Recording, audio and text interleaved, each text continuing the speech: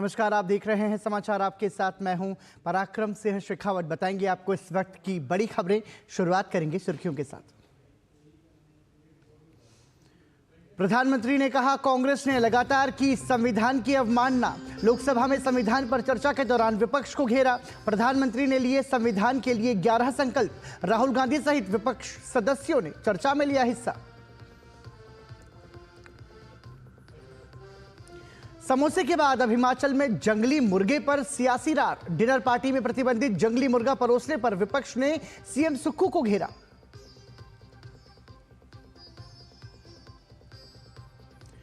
उत्तर प्रदेश के संभल में 46 साल बाद खुला बंद पड़ा मंदिर। अतिक्रमण कर घरों में तब्दील कर दिया गया था पूजा स्थल। अब शुरू हुई पूजा अर्चना।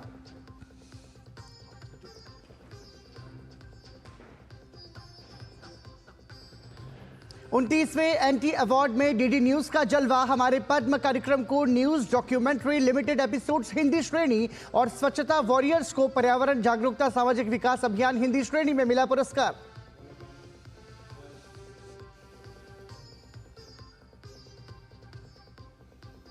पद से हटाए गए दक्षिण कोरिया के राष्ट्रपति यून सुक योल के खिलाफ संसद में महाभियोग प्रस्ताव पास। मार्शल लॉ की घोषणा करने के बाद से ही थे सवालों के घेरे में। और सुर्खियों के बाद खबरों पर नजर डालते हैं विस्तार से। प्रधानमंत्री नरेंद्र मोदी ने संविधान की 75 वर्ष की शानदार यात्रा पर लोकसभा में हुई चर्चा में हिस्सा लिया। भारत को लोकतंत्र की जननी बताते हुए प्रधानमंत्री ने संविधान निर्माताओं को नमन किया। प्रधानमंत्री ने संविधान निर्माण में नारी शक्ति के योगदान को विशेष रूप से रेखांकित किया। प्रधानमंत्री ने संविधान के मूल्यों को मजबूती देने वाले अपनी सरकार के कदम गिनाए, साथ ही कांग्रेस के दौर की याद भी दिलाई। प्रधानमंत्री ने कहा कि कांग्रेस के एक परिवार ने संविधान के मूल्यों पर हमेशा वार किया है। प्रधानमंत्री ने प्रथम प्रधानमंत्री पंडित नेहरू की गैर निर्वाचित सरकार द्वारा 1951 में लाए गए अध्यादेश का भी जिक्र किया। 1951 में जबकि चुनी हुई सरकार नहीं थी, उन्होंने ऑर्डिनेंस करके संविधान को बदला और किया क्या? अभिव्यक्ति की आजादी पर हमला कर दिया गया।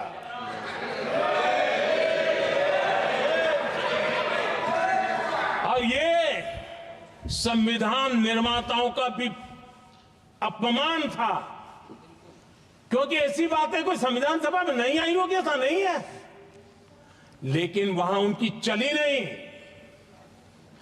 तो बाद में जैसे ही मौका मिला, उन्होंने अभिव्यक्ति की आजादी को, उस पर उन्होंने हथौड़ा मार दिया।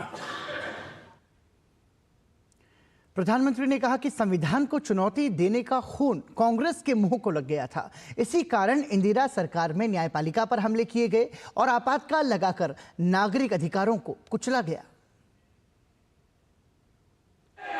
इमरजेंसी में लोगों के अधिकार छीन लिए गए।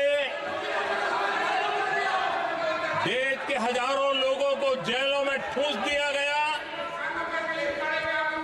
न्यायपालिका का गला दौड़ दिया गया।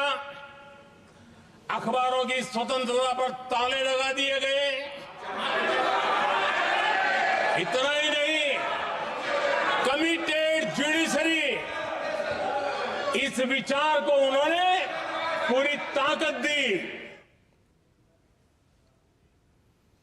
प्रधानमंत्री ने राजीव गांधी सरकार में एक बूढ़ी महिला शाहबानो को सुप्रीम कोर्ट से मिले गुजारा भत्ते के मामले का भी उल्लेख किया। प्रधानमंत्री ने कहा कि राजीव गांधी सरकार ने कट्टरपंथियों के आगे झुकते हुए संविधान संशोधन करके उस फैसले को ही पलट दिया। एक वृद्ध महिला को उसका हक मिला था सुप्रीम कोर्ट से, लेकिन उस समय के प्रधानमंत्री राजीव गांधी ने शाहबानो की उस भावना को, सुप्रीम कोर्ट की उस भावना को नकार दिया और उन्होंने वोट बैंक की राजनीति के खातिर संविधान की भावना को बलि चढ़ा दिया और कट्टरपंथियों के सामने सर झुकाने का काम कर दिया।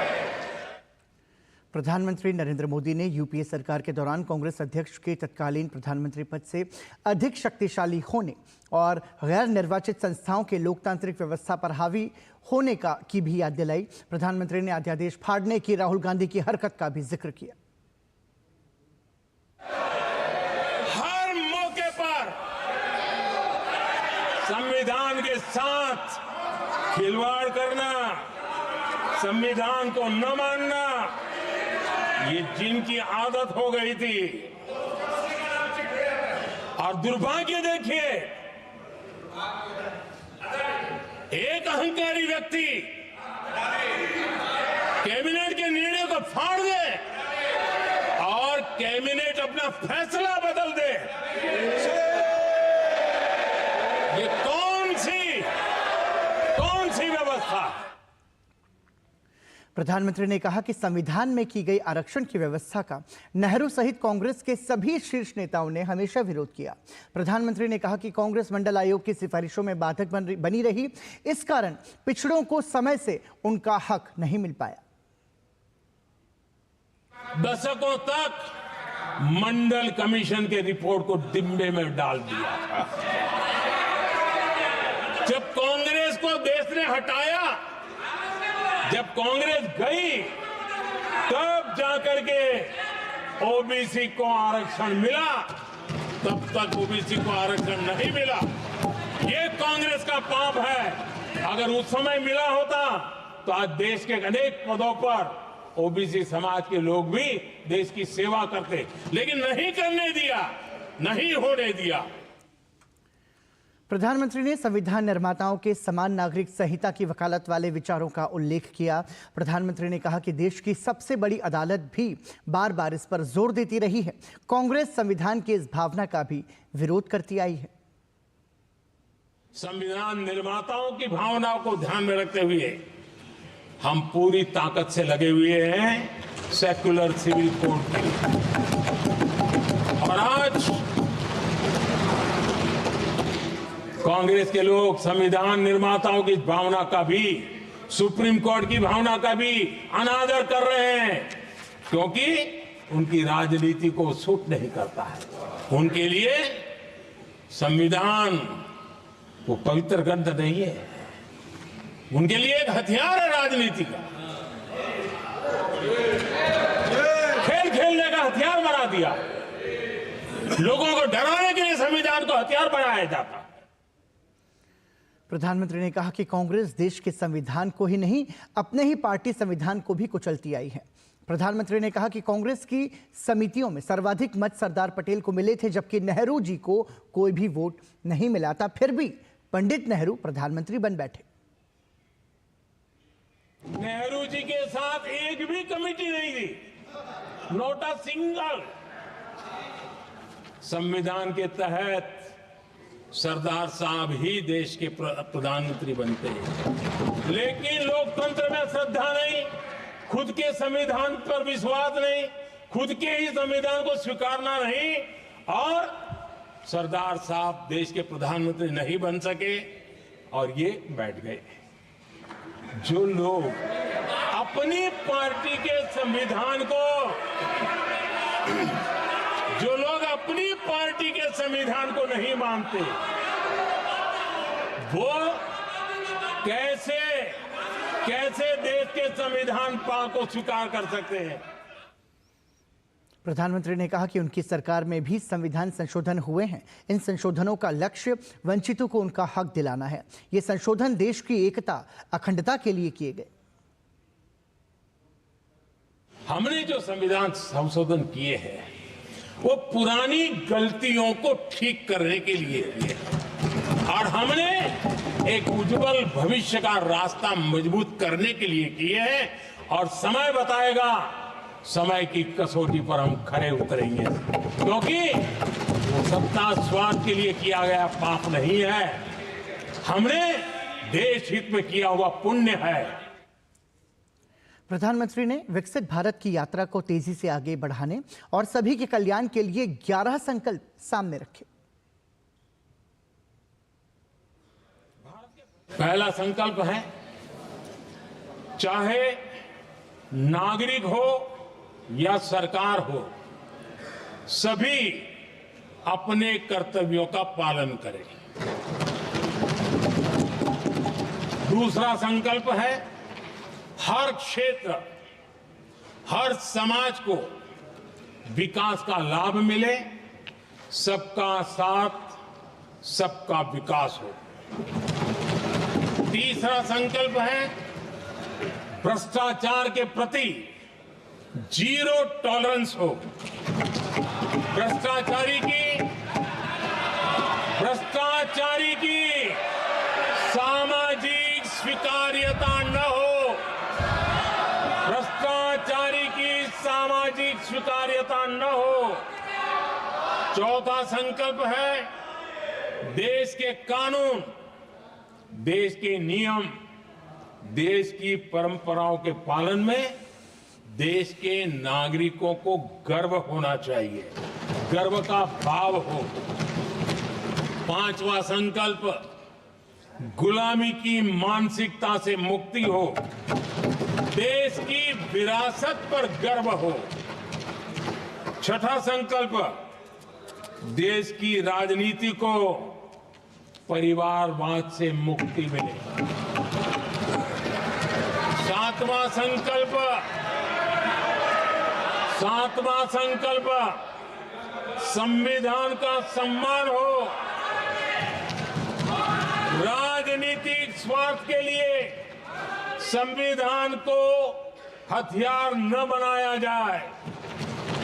आठवां संकल्प संविधान की भावना के प्रति समर्पण रखते हुए जिनको आरक्षण मिल रहा है वो न छीना जाए और धर्म के आधार पर आरक्षण की हर कोशिश पर रोक लगे। नौवां संकल्प विमेन लेड डेवलपमेंट में भारत दुनिया के लिए मिसाल बने। 10वां संकल्प राज्य के विकास से राष्ट्र का विकास, ये हमारा विकास का मंत्र हो। 11वां संकल्प एक भारत श्रेष्ठ भारत का ध्येय सर्वोपरि हो। लोकसभा में संविधान पर चर्चा हुई जिसमें सत्ता पक्ष और विपक्ष के सदस्यों ने हिस्सा लिया। इस दौरान दोनों ही पक्षों ने अपनी बात रखी। शनिवार को लोकसभा में संविधान पर चर्चा में सत्ता और विपक्ष के सदस्यों ने हिस्सा लिया। संसदीय कार्य मंत्री किरेन रिजिजू ने संविधान संशोधनों का जिक्र करते हुए कांग्रेस पर निशाना साधा। किरेन रिजिजू ने कहा कि कांग्रेस ने अपने हित के लिए संविधान में बार बार बदलाव किए, जबकि भाजपा ने संविधान की भावना को मजबूत करने के लिए संशोधन किए। किरेन रिजिजू ने कहा कि कांग्रेस सरकार के दौरान मंडल कमीशन की रिपोर्ट को हाथ तक नहीं लगाया गया था। मंडल कमीशन रिपोर्ट तो 80 में आ गए थे, लेकिन क्या जरूरत था 10 साल तक? आपके सरकार केलकर कमेटी रिपोर्ट पहले, आप लोग इतने सालों तक मंडल कमीशन के रिपोर्ट को हाथ नहीं लगाया, और जब विश्वनाथ प्रताप सिंह का सरकार बना, national front supported by BJP, BP Singh का समय में ही मंडल कमीशन का रिपोर्ट टेबल हुआ है। नेता विपक्ष राहुल गांधी ने संविधान पर चर्चा में हिस्सा लेते हुए सत्ता पक्ष पर निशाना साधा। राहुल गांधी ने जाति जनगणना के पक्ष में अपनी बात रखते हुए आरक्षण की 50% सीमा को खत्म करने की वकालत की। हम कास्ट सेंसस लागू करेंगे और उसके बाद हिंदुस्तान में एक नए तरीके का विकास होगा, एक नई तरीके की राजनीति होगी। और जो मैंने पहले कहा था, जो आपको अच्छा नहीं लगता है, 50% रिजर्वेशन, उस दीवार को हम यहां तोड़ेंगे। सत्ता पक्ष ने भी राहुल गांधी और कांग्रेस पर जबरदस्त पलटवार किया। बीजेपी सांसद अनुराग सिंह ठाकुर ने कांग्रेस शासन में हुए सिख दंगों की याद दिलाई, तो एनडीए के सहयोगी शिवसेना शिंदे गुट से श्रीकांत शिंदे ने भी कांग्रेस पार्टी को निशाने पर लिया। संविधान जो बाबा साहब अम्बेडकर ने दिया, उसी ने देश को बचाया। राहुल जी कभी इसको पढ़कर देखिए, गांधी परिवार और कांग्रेस पार्टी का पूरा कारनामे इसके अंदर लिखेंगे, कैसे आपने धज्जियां उड़ाई। एक तो एक, दूसरा ये जो कहते हैं बीजेपी के लोगों को, सर ये मनगढ़ंत आरोप, सर ये अंगूठा काटने की बात करते हैं। इनके राज में सिखों के गले काटे गए, सिखों के पर कत्ल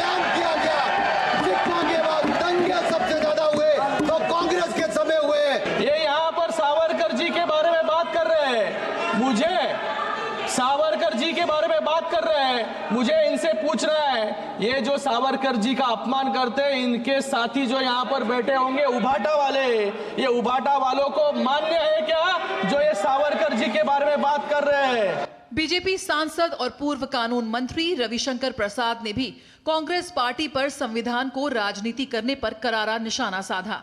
फंडामेंटल राइट के ऊपर प्रभु राम, माता सीता और लक्ष्मण के साथ लंका की विजय के बाद अयोध्या लौट रहे हैं। संविधान बनाने वाले जानते थे कि इस देश की विरासत प्रभु राम है, प्रभु कृष्ण है, बाबर और औरंगजेब नहीं है। 2 दिनों तक चली चर्चा में सत्ता पक्ष और विपक्ष के कई सदस्यों ने हिस्सा लिया। चर्चा के दौरान खूब नोकझोंक भी देखने को मिली। राज्यसभा में 16 और 17 दिसंबर को संविधान पर चर्चा रखी गई है, जिसमें एक बार फिर सत्ता और विपक्ष की तरफ से बयानों के तीर सुनने को मिलेंगे। कुमार आलोक और अमरेंद्र गुप्ता के साथ शैलेंद्र मिश्र की रिपोर्ट, डीडी न्यूज, दिल्ली। और यहाँ रुक रहे हैं एक छोटे से ब्रेक के लिए। देखते रहिए डीडी न्यूज।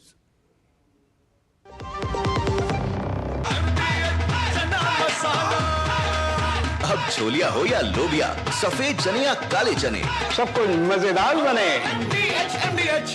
सुनो, एक अच्छी इंश्योरेंस पॉलिसी एआई से पूछते हैं। एक ऐसी पॉलिसी जिसमें प्रीमियम पेमेंट हो लिमिटेड पर इनकम आती रहे लाइफ टाइम। LIC का जीवन उत्सव। एक ऐसी पॉलिसी जो दे होल लाइफ इंश्योरेंस कवर भी। LIC का जीवन उत्सव। वाओ, चलो तो LIC की जीवन उत्सव पॉलिसी ही लेते हैं। मैं भी तुमसे यही कह रही थी, LIC का जीवन उत्सव। लाइफ टाइम सेलिब्रेशन मनाइए LIC के जीवन उत्सव के साथ। फ्यूचर सेट है। मेरी पसंद, मेरी पसंद, मेरी पसंद, मेरी पसंद, हमारी पसंद, हम सबकी पसंद। मजबूत देश का मजबूत सरिया हो गया स्टील। अरे रे, सावधानी हटी तो जेब कट। मेरी ईमेल आईडी और मोबाइल नंबर है बैंक में रजिस्टर्ड। तो डिजिटल पेमेंट में धोखा हुआ कभी तो अलर्ट्स मिलेंगे तभी के तभी। पर पैसे तो गए। नहीं, पैसे नहीं गए। नहीं जो की लापरवाही तो नहीं करनी पड़ेगी भरपाई। और सुनिए, समय से जो की शिकायत मिलेंगे आपको रिफंड सही सलामत। अब यह कहता है कि जानकार बनिए, सतर्क रहिए। मुथूट फाइनेंस गोल्ड ओवरड्राफ्ट, ब्याज सिर्फ उतने ही दिन का भरिए जितने दिन पैसे इस्तेमाल कीजिए। आज ही कॉल कीजिए 1-800-313-1212। अब आया असली स्वाद। अब आया स्वाद। जब स्वाद के पड़े हो लाले तो MDH का चंकी चाट मसाला डालें। MDH का चंकी चाट मसाला। MDH। ब्रेक के बाद एक बार फिर आपका स्वागत। आप देख रहे हैं समाचार। लोकसभा की सोमवार की कार्यसूची में संविधान 129वां संशोधन विधेयक 2024 पेश होने के लिए सूचीबद्ध है। ये विधेयक लोकसभा और विधानसभा चुनाव एक साथ कराने का प्रस्ताव करता है। इस विधेयक के माध्यम से संभवतः साल 2034 के बाद एक साथ चुनाव कराने का प्रस्ताव है। इसके लिए एक अधिसूचना नियत तिथि निर्धारित करेगी। इसके लिए 2 सितंबर 2023 को भारत के पूर्व राष्ट्रपति रामनाथ कोविंद की अध्यक्षता में एक उच्च स्तरीय समिति गठित की गई थी। उच्च स्तरीय समिति ने 14 मार्च 2024 को राष्ट्रपति को अपनी सिफारिशें प्रस्तुत की। सरकार ने उच्च स्तरीय समिति की सिफारिशों को स्वीकार कर लिया है। पहले चरण में लोकसभा और केंद्र शासित प्रदेशों की विधानसभाओं सहित विधानसभाओं के चुनाव एक साथ कराए जाएं। सिफारिशों के कार्यान्वयन के लिए केंद्र शासित प्रदेश कानून संशोधन विधेयक 2024 प्रस्तावित है। साथ ही संघ राज्य क्षेत्र कानून संशोधन विधेयक 2024, संघ राज्य क्षेत्र सरकार अधिनियम 1963 की धारा 5 में संशोधन, राष्ट्रीय राजधानी क्षेत्र दिल्ली सरकार अधिनियम 1991 की धारा 5 में संशोधन और जम्मू कश्मीर पुनर्गठन अधिनियम 2019 की धारा 17 में संशोधन का प्रस्ताव है। उत्तराखंड सदन में भाजपा की संसदीय दल की बैठक हुई। इस बैठक में उत्तराखंड प्रभारी दुष्यंत गौतम, मुख्यमंत्री पुष्कर सिंह धामी, प्रदेश अध्यक्ष महेंद्र भट्ट शामिल हुए। बैठक के दौरान उत्तराखंड के मुद्दों पर चर्चा की गई। और इस साल के एंटी अवार्ड्स यानी न्यूज टेलीविजन अवार्ड्स में डीडी न्यूज ने अपना परचम लहराया है। डीडी न्यूज को 2 कैटेगरी में अवार्ड मिले हैं। हमारे पद्म कार्यक्रम को news documentary limited episodes Hindi श्रेणी में पुरस्कार मिला है। डीडी न्यूज के एक और कार्यक्रम स्वच्छता वॉरियर्स को पर्यावरण जागरूकता सामाजिक विकास अभियान हिंदी श्रेणी में पुरस्कृत किया गया है। indianTelevision.com प्राइवेट लिमिटेड द्वारा 2007 में न्यूज टेलीविजन अवार्ड्स की शुरुआत की गई थी। इन अवार्ड्स का उद्देश्य उन लोगों को सम्मानित करना है जो इस इंडस्ट्री का हिस्सा है। एनटी अवार्ड्स में अंग्रेजी हिंदी न्यूज चैनल के अलावा तेलुगु और मराठी भाषाओं के 550 से ज्यादा चैनलों को शामिल किया गया है।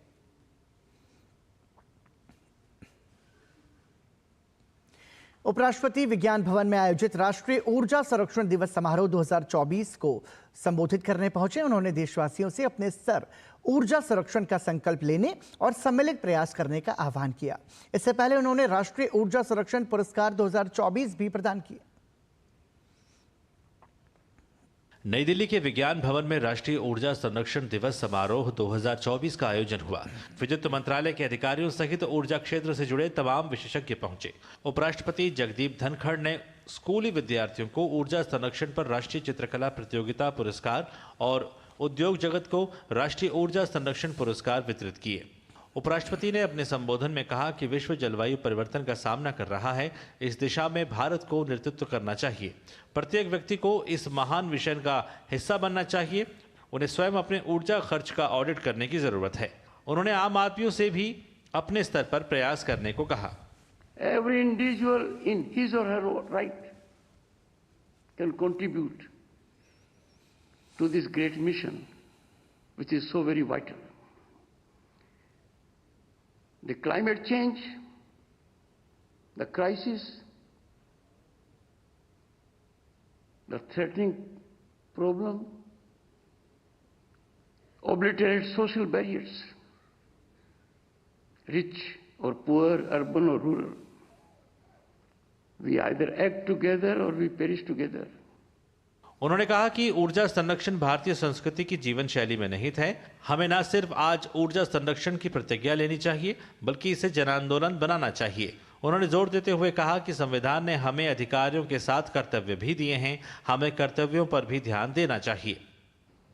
This is one area which we take for granted, but it is fundamental. Every man, every woman working in a place must ensure there is no waste of energy.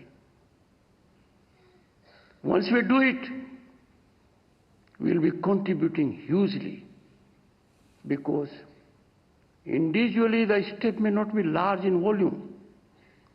Collectively, it will be an astronomical figure. उपराष्ट्रपति ने बच्चों को पर्यावरण के प्रति शिक्षित करने पर बल दिया। साथ ही ऊर्जा संरक्षण की दिशा में सामूहिक या व्यक्तिगत प्रयास को भी चिन्हित किया। Doctor Chandrashekhar, DD news. Himachal Pradesh में समोसा चोरी पर सीआईडी जांच के बाद अब जंगली मुर्गा सियासी बाग दे रहा है। हिमाचल की सियासत में प्रतिबंधित जंगली मुर्गा खाने खिलाने को लेकर आरोप प्रत्यारोप का दौर शुरू हो चुका है। मुख्यमंत्री सुक्खू पर आरोप है कि उन्होंने एक सरकारी दौरे में रात्रि विश्राम के दौरान डिनर में जंगली मुर्गा खाया और मित्रों को खिलाया।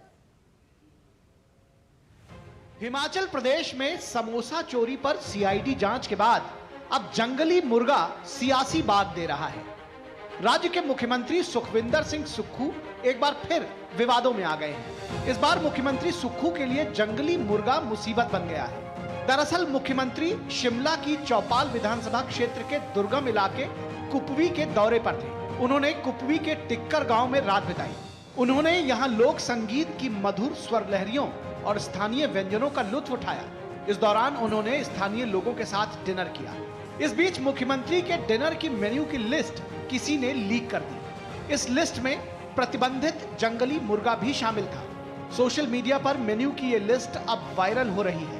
बीजेपी इसे लेकर हमलावर है।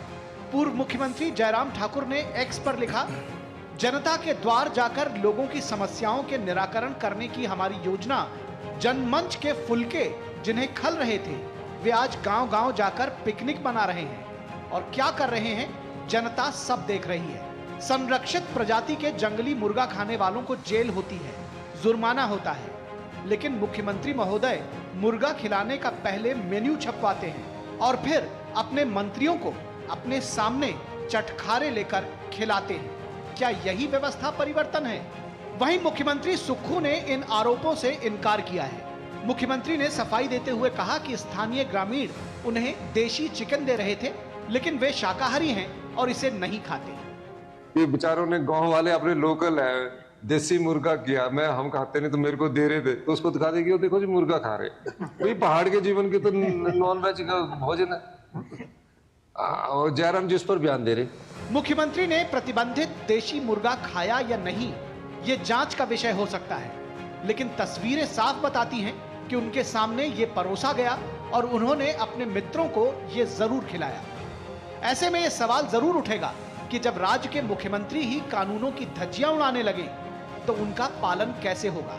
सवाल यह भी है कि क्या मुख्यमंत्री पर वन्य जीव संरक्षण कानून तोड़ने पर कार्रवाई होगी या फिर गोस्वामी तुलसीदास की पंक्तियां उन पर भी चरितार्थ होंगी कि समर्थ को नहीं दोष गोसाई। Bureau report, DD news. और इसी के साथ ही समाचार में अभी के लिए इतना ही, लेकिन देश और दुनिया की बाकी बड़ी खबरों के लिए आप देखते रहिए डीडी न्यूज। नमस्कार।